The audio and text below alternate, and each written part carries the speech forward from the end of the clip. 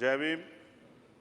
महामहिम राष्ट्रपति जी के अभिभाषण पर धन्यवाद प्रस्ताव पर बोलने को आपने मुझे अवसर दिया, इसके लिए मैं आपका आभारी हूं।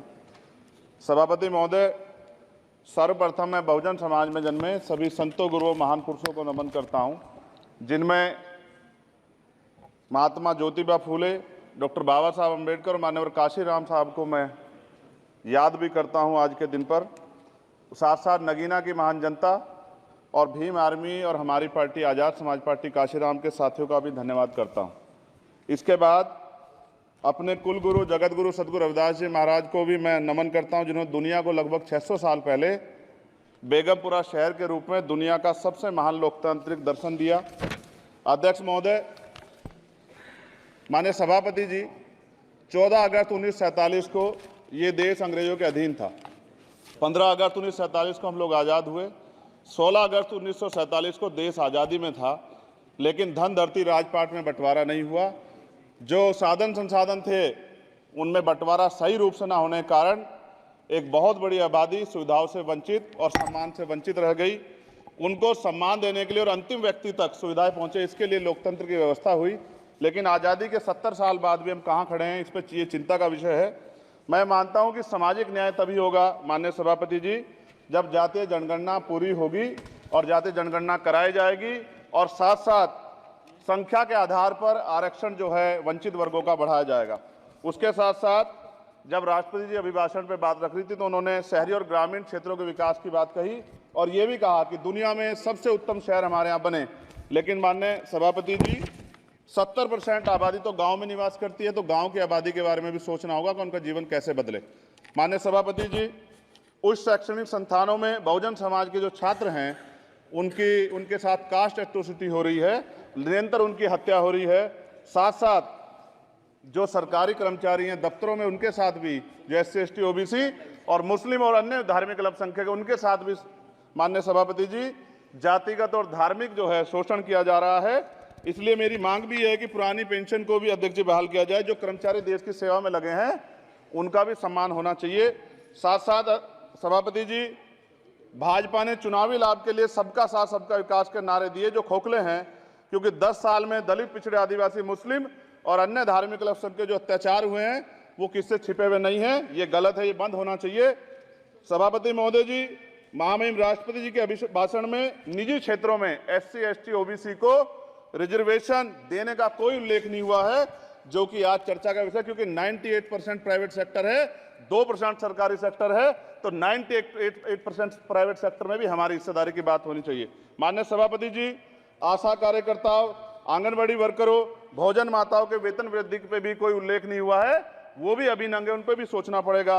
माननीय सभापति जी, जिस क्षेत्र से मैं चुन के आया हूं नगीना से, वो बहुत पिछड़ा क्षेत्र है। उस क्षेत्र में कोई विशेष आर्थिक पैकेज नहीं दिया गया, रोजगार की सेवाएं नहीं है, नौजवान पलायन करता है। IIT, IIM, एम्स, केंद्रीय विद्यालय आदि शिक्षा में और चिकित्सा संस्थानों की स्थापना होनी चाहिए, जो कि नहीं है। और माननीय सभापति जी, मानसून सत्र आ गया है, मेरा क्षेत्र बाढ़ से बहुत प्रभावित है, इसलिए मैं आपसे आग्रह करूंगा कि वहां के लोगों को बाढ़ से निजात दिलाई जाए। माननीय सभापति जी, चीन हमें आंख दिखा रहा है और लगातार हमारे देश की सीमाओं में घुसपैठ कर रहा है, इसलिए अग्निवीर योजना को हटाकर पुनः सेना भर्ती शुरू की जाए और साथ साथ भारत की सबसे प्राचीन व बहादुर रेजिमेंट में से एक चमार रेजिमेंट को पुनः बहाल करा जाए, ऐसा भी मेरा आपसे आग्रह है। माननीय सभापति जी, पिछले सारे प्रधानमंत्रियों ने मिलकर जितना कर्ज लिया है उससे दुगना कर्ज हमारे वर्तमान के प्रधानमंत्री जी ने लिया है। किसान अगर अपना कर्ज माफ कराने के लिए जाता है तो लाठी झेलनी पड़ती है, जबकि सरकार ने धन्ना सेठों का 15 लाख करोड़ रुपया माफ किया है। इस ओर हमें ध्यान देना पड़ेगा, हमारी आने वाली पीढ़ियों को ये कर्ज चुकाना पड़ेगा। माननीय सभापति महोदय जी, किसानों को MSP की लीगल गारंटी तथा किसानों का कर्ज माफ होना चाहिए। साथ साथ 2 अप्रैल 2018 को SC ST के बच्चों पे बहुत बड़े पैमाने पे मुकदमे लगे थे, वो हमारी लड़ाई सही थी, ये सुप्रीम कोर्ट ने माना और बाद में सरकार ने माना, वो मुकदमे तुरंत वापस होने चाहिए। माननीय सभापति जी, प्रेस जो है उस पर भी शिकंजा कसा जा रहा है। जो पत्रकार सरकार खिलाफ बोलता है नौकरी से हाथ धोना पड़ता है, और सोशल मीडिया हमारा हथियार है, उस पर तरह तरह के प्रतिबंध लगाए जा रहे हैं और विरोध करने वालों को सोशल मीडिया हैंडल भी सस्पेंड करा दिए जा रहे हैं। साथ साथ सभापति जी, पेपर लीक और परीक्षाओं के कैंसिल होने से देश के नौजवानों का भविष्य खतरे में है। नीट, यूपी सिपाही भर्ती सभापति जी और 69,000 शिक्षक भर्ती में आरक्षण घोटाला हुआ है, कोई पूछने वाला नहीं, खून के आंसू रो रहे हैं बच्चे, बेरोजगारी का दंश युवा झेल रहे हैं।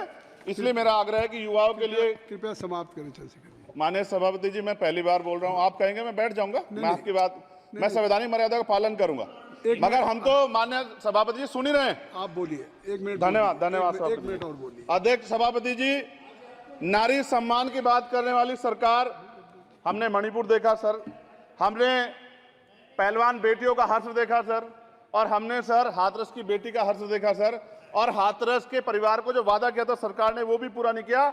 और महिलाओं में भी, स्पेशली दलित, पिछड़े और मुस्लिम वर्ग की, आदिवासी वर्ग की महिलाओं के साथ आज भी एनसीआरबी का डाटा कहता है सर जो जुल्म हो रहा है वो सहनीय नहीं है सर। साथ साथ कोविड में तैरती, हमने कोविड में बहुत सुना सर, कोविड में तैरती लाशें भी गंगा में हमने देखी है सर, और मजदूरों का हाल भी हमने देखा है। सभापति जी, बस सब समाप्त कर रहा हूं।